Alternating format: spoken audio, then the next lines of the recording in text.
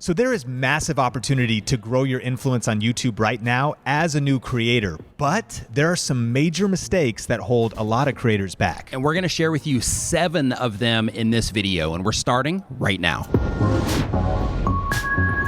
Hello and welcome back to Video Influencers, helping you build your influence, income, and impact with online video. My name is Sean Cannell, and I'm so fired up to have Nick Nimmin, the YouTube expert, back on the show. How's it going, Nick? Going fantastic, man. I'm super pumped to be here to share some awesome information with the viewers. Of course, as always, awesome to see you. Yeah, you as well. We're hanging out in San Diego at Social Media Marketing World, and today we're talking about mistakes because there's sometimes those things that hold us back, and we may not even know it, especially as newer creators. And we have 7 mistakes though, so knowing that YouTube is good ground, it's a great place to be building your brand, your business, your influence, but there's some mistakes, and we've got 7. The first one here is lack of planning. Yeah. What do you mean by that? So lack of planning basically means that a lot of content creators will come on and, it usually comes down to just not knowing what to do. So because of that, they'll just put out random content and they'll think to themselves like, man, I hope this video works. But a better approach to take in that situation, if you are really wanting to get serious about YouTube, you're really wanting to start getting views and start getting that momentum that everybody wants. Like if you really want that to happen, you have to be intentional about what it is that you're doing, and being intentional comes down to really planning out, okay, this is the type of content that I want to put out because I want to reach a particular type of person, or because I just enjoy this particular type of content, and I'm going to be strategic about it instead of just throwing things out there and hope that they work out. And that really comes down to, in addition to the people that you're trying to reach, it also comes down to making sure that you are properly planning things out in order to give yourself the best possible chance of getting what it is that you want out of YouTube. Yeah, I love that. I mean, prior planning prevents poor performance. And even in our book, YouTube Secrets, we talk about clarity, like starting with the end in mind, like really thinking it through. And that can be hard when you're just starting. You may be in an experimental phase. And what do you think about that? Because, sometimes the challenge is people go, okay, but planning could lead to paralysis. Sure. And I know in my journey, I'm so thankful for the time where I was kind of just wandering and testing and experimenting. The thing is, that would have never led to success, but it was a season of me kind of just like lobbing out videos from my phone, and I didn't really have a ton of clarity. What do you think about the season of people when they're just starting, not having like a business plan, knowing, all this, like, is it kind of a process of a little bit of experimentation while clarifying your message? I think so. I think that it being a journey is definitely part of it, because if you come on, you have no idea about, what am I going to make? Who am I trying to make content for? All of the things that we all talk about. I think that if you come on and you don't know any of that, then of course you're probably going to be experimenting anyway. So I think that that's going to be like a default thing that kind of happens. Yeah. But I think that once you do start to understand how everything works, and hey, when I make this type of content, people are really starting to, dig this, then really go hard and focus on it and say, okay, well now, if this is the response that I'm getting from this particular type of content, then I need to make a plan around making this type of content more. Double down on what's working. Yeah. And mistake number 2, though, is then not setting goals. Yeah. What do you mean by that? Yeah. As a content creator, it's really easy because, you're creative, right? So like you're making content because you're creative and you just want to put out videos.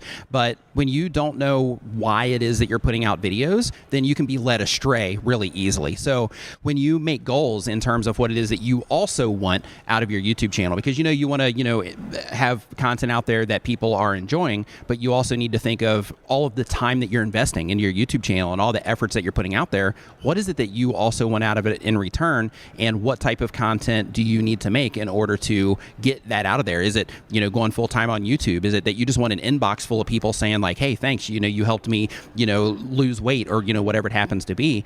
Knowing what it is that you want will help guide your decisions. And it even comes down to sponsors, right? So a lot of people, they'll have people reaching out and they don't know, hey, should I take this deal? Should I not take this deal? And when you know what it is that you want, then you can make an easy decision that just says, well, this help lead me in the direction of what it is that I'm wanting to get from my YouTube channel. If the answer is yes, then you would take it. If the answer is no, then without even hesitation, you could just shut it down and then move forward. That's powerful. What are some of your goals on YouTube right now? Me personally, I'm just trying to help as many content creators as I possibly can. I don't have like, I know a lot of people have like a defined number and things like that. For me personally, I'm just trying to put out content that helps people, because I know that by doing that, that there's a ripple effect of sorts. And and that those content creators that learn from what it is that I share can hopefully put something positive out there. Because, there's a lot of garbage on YouTube, and one of the things that I lean really hard on my channel is, creating like a positive community and making sure that you're adding value to the people and, things like that. So I'm hoping that by sharing that with people, that they will be able to take that and hopefully do something good with it. Man, I love it. What a great vision. Smash like if you're getting value so far from this video. And if you're from the Nimminati, that would be Nick's community, shout us out in the comments down below and let us know what one of your goals for being on YouTube is. I mean, what's kind of is it just for fun? Is it a hobby? Do you want to impact people? Maybe build a nonprofit, build a business, build a personal brand? There's so many different opportunities with YouTube. So tell us in the comments below. The third mistake, though, is not curbing expectations. What's that mean? So not curbing expectations basically comes down to when you are putting content out there, everybody, all of us, we want to publish a video and then people come in, they're like, hey, you're awesome. This is great. You're fantastic. I love this video. I'm going to share it with everybody. YouTube loves it. YouTube, shows it to people all over the platform. The video goes viral and all of that. That's what everybody wants.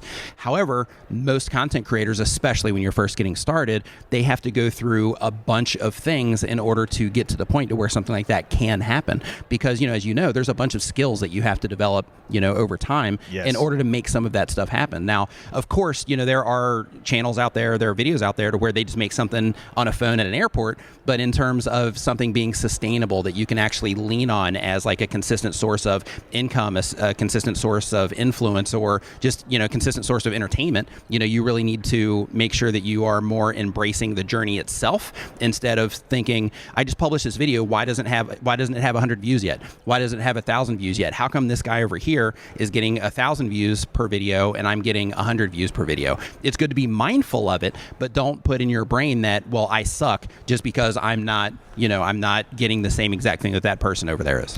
And I actually saw a really cool report from TubeBuddy. They broke it up, and we'll put it on the screen here, where it showed how many uploads it took for people to hit 1,000 subs, 10,000 subs, 100,000, and 1 million. I have a whole video on that. And that video was crazy, in that information, because of TubeBuddy's installs. They had all this data, right? And I think the number was a lot higher than most would realize. A lot of people in the influencers community sometimes will say, man, it's just not working for me yet. I'm not getting enough subscribers yet. Why am I not blowing up yet? And so my first reaction to that comment is to click through on the account, look at the channel, and sometimes I see, okay, they don't have an avatar. It's like a U for just the letter of their name. They have 3 videos posted. They said, I'm just not growing, and they haven't uploaded in the last 4 months. Now, of course, there's other examples too, but that's very common in that a lot of times we got 5 videos out, 10 videos out, and what that report revealed was that this is going to be a journey.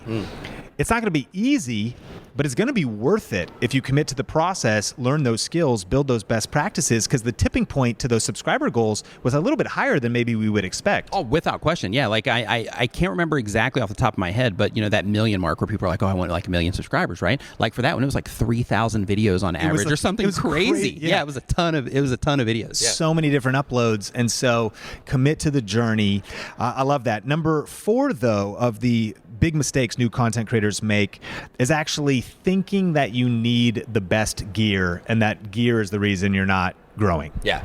When it comes to gear, a lot of people will actually put gear as the wall to why they can't make content or why they're not growing on YouTube or whatever it happens to be. But the thing is, if you have a phone or if you have a DSLR, like you're still creator the same, you're still sharing the information the same. Sure, if you have a DSLR, you might be able to make it look a certain way. But when it comes to actually delivering the content and actually sharing the information or, putting together any type of video that you put together, you get more out of using what it is that you have and then building from there in order to get the things that you want, instead of looking at not having that stuff as a limitation. Because here's the thing, like when you're first starting out on YouTube, it's going to take some time. It's going to take some time. There's a lot of stuff in addition to just learning how to make videos in the first place, which is difficult, right? In addition to that, you also have, to learn about the platform itself, and, you have to really start thinking about the community and your long-term plans and things like that. And when you get started with what it is that you have, instead of not starting because you are giving yourself the limitation of not having the right equipment, then what you're doing in that situation is you're giving yourself the opportunity to learn some of the other stuff while you're working on building that initial momentum.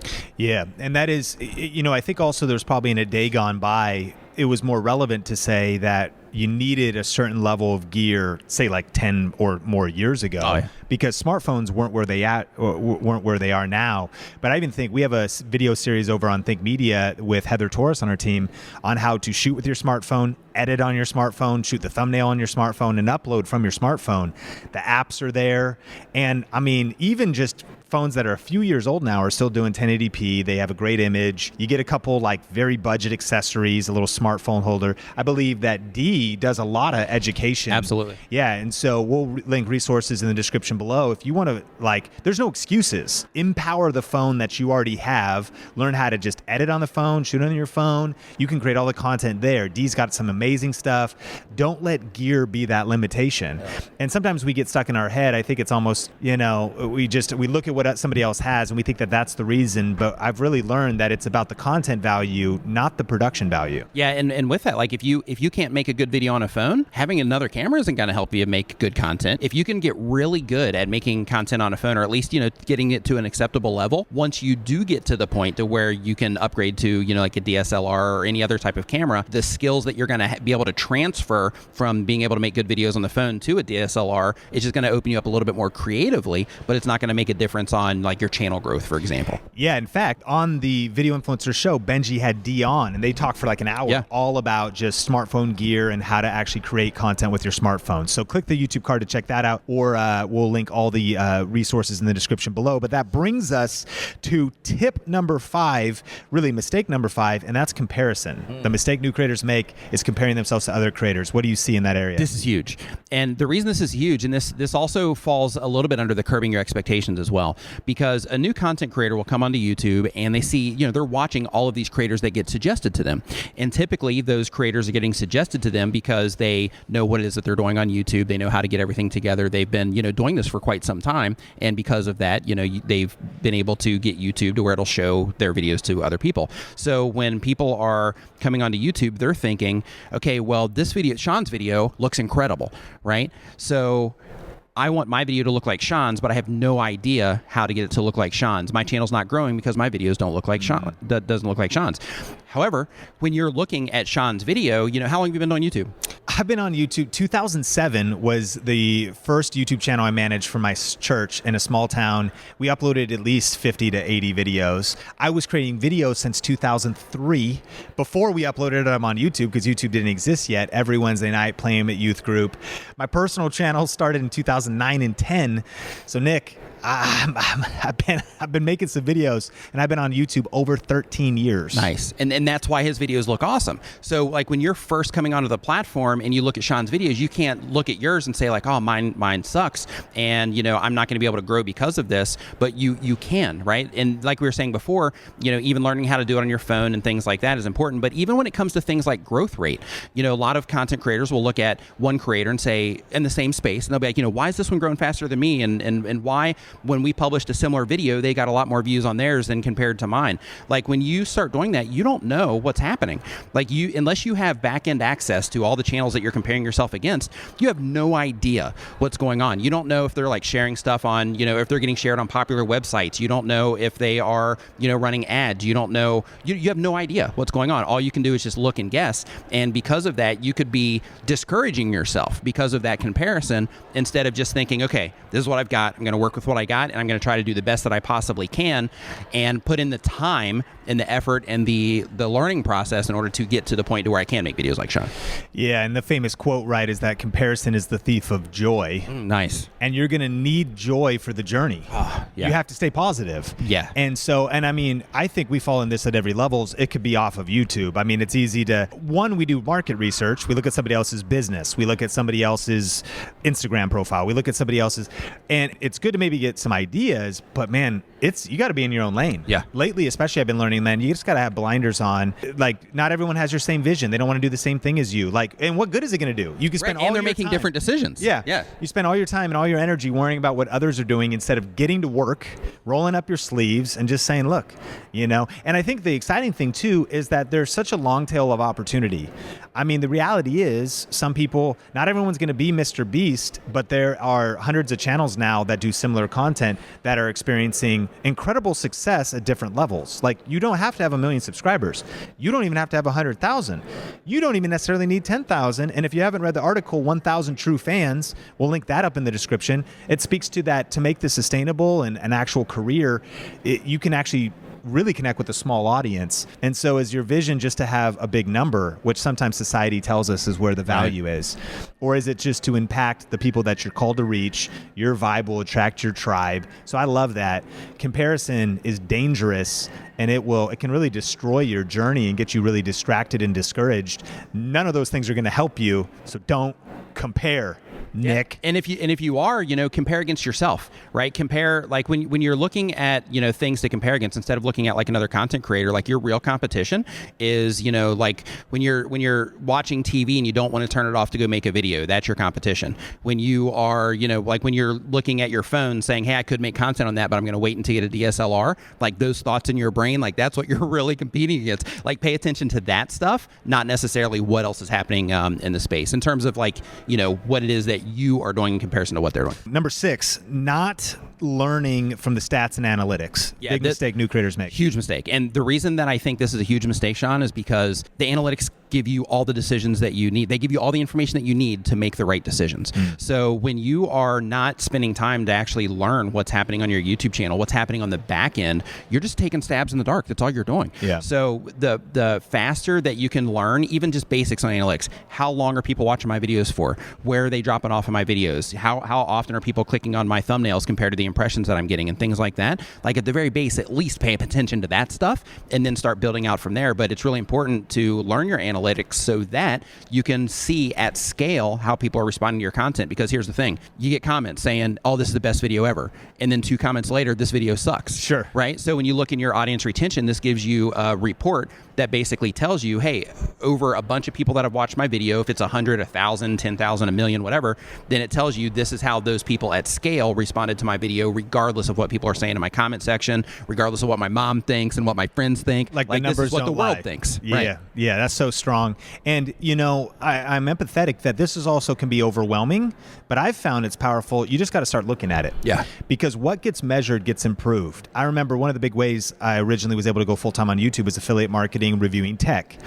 And I remember the first affiliate commission I ever made off Amazon.com was $2.12. Mic drop moment, right? I couldn't even afford a Starbucks latte for that. But it was encouraging because I was like, if I can just scale this, $2 could become $20. But the point was, I started to look at my Amazon affiliates every day. And even the dashboard, it looked weird. It was whatever. But I'd look at it and then I would think about what was my behaviors and my action the day before. And then how much money did I make the next day? And I was looking at like $5, 0, 0, 0.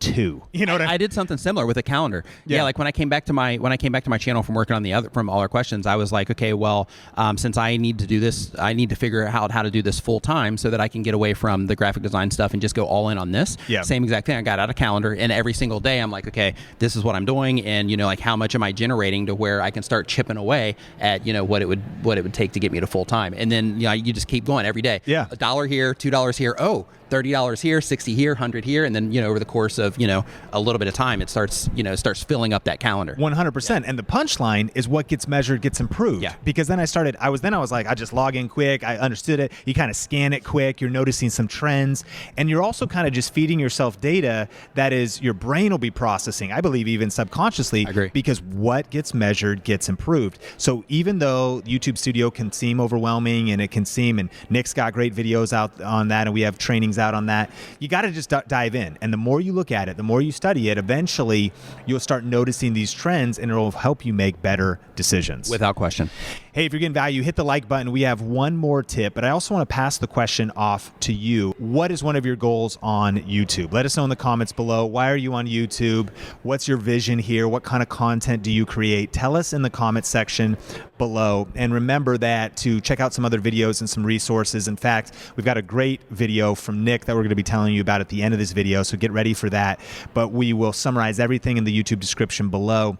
But hey, number 7, mistakes new content creators make is not learning the YouTube features specifically.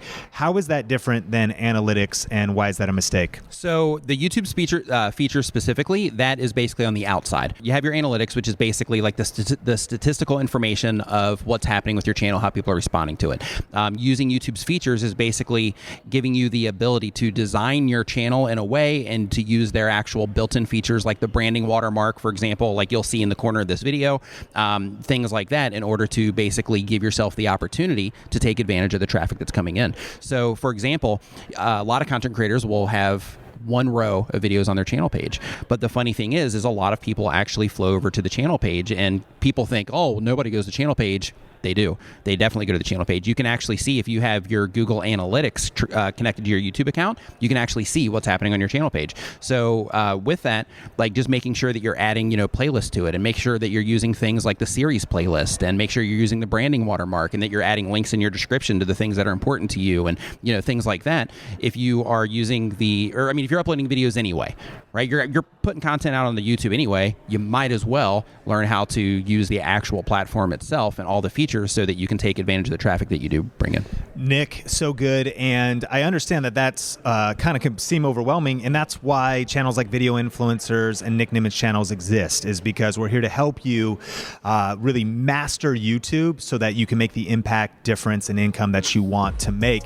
And so definitely go check out, Nick actually has a video where he'll break down all that stuff, end cards, YouTube cards, just click or tap the screen to go watch it, branding watermark, all that stuff. Go check out Nick's video, or if you want to watch another video from Video Influencers, just click or tap the screen, and we will see you in the next one. Peace.